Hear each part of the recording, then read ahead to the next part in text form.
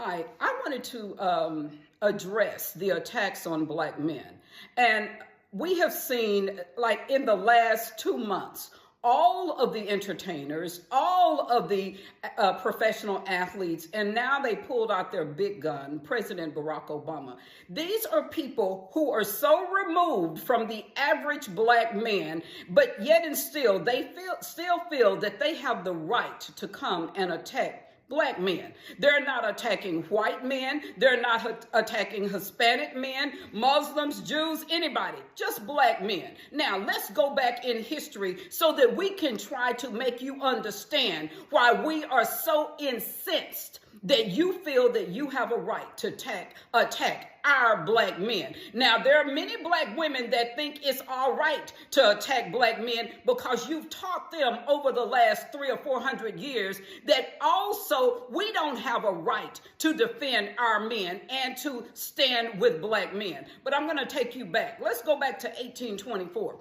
1824, Black men were slaves, and this is what they did. They had Black overseers on plantations. They got those overseers to beat Black men unmercifully when they did not obey massa. Black men, overseers, okay? Then let's go up to 1924.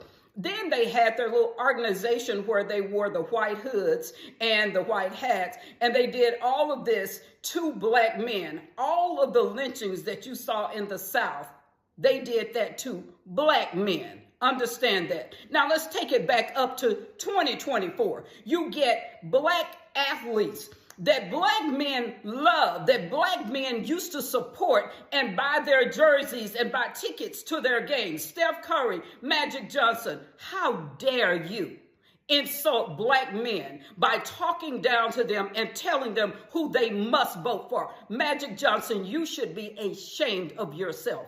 Then, if that wasn't enough, they pull out the big gun. Let's go get the big Black man. Now, this Black man was the president of the United States.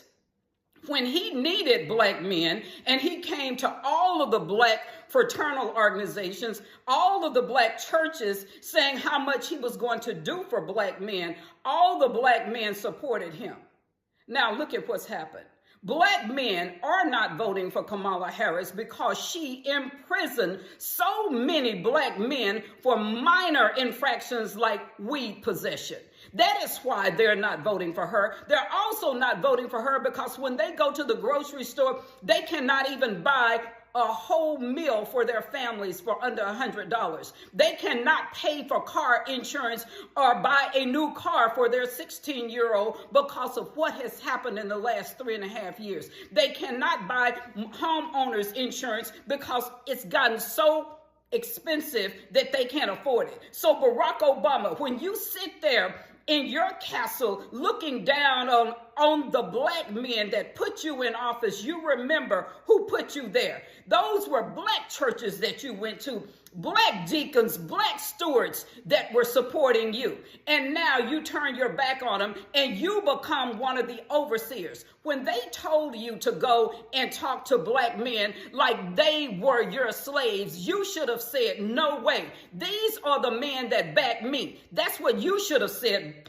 Barack Obama. That's what you should have said, Magic Johnson, Steph Curry, LeBron James. All of you should have said, it is no way. There's not enough money on the planet for me to turn on Black men. You understand that? So for the Black women who has always supported Black men, I say, leave Black men alone. They are free to do whatever they want to do, and you are not superior to them.